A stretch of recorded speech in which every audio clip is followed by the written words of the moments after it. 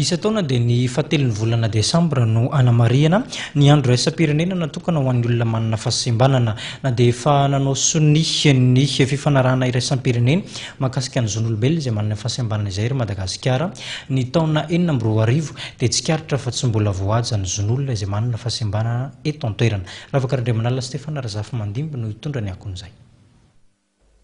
Manditina ny folo isan-jaton'ny malagasy no verina ho manana fahasembanana araka ny tombatomba ny vondrona iraisam-pirenena misana ny fahasalamana.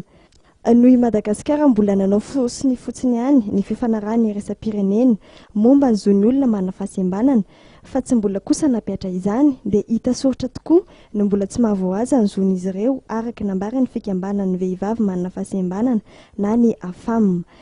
Amin'ny maha hoe tsy mbola ratifian'io convention io zany dia tsy mahagaga raha mbola hoe tsy dia hita mifaingana loatra na hoe tsy misy fiovana fery loatra ny fiainan'ny olona manana fahasembanana eto Madagasikara satria manko dikan'ny hoe ratification dia engagement de l'État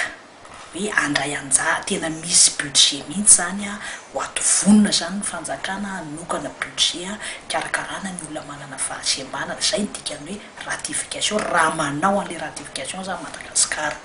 dia ary izahay ato amin'ny afam na hoe ny association des femmes handicapées de Madagasikara amin'ny rafitra nasionaly ivondrona ny vehivavy sembana manerana ny nosy dia manana fikasana hanao fangatahana izay ratification ny convention internationale io rehefa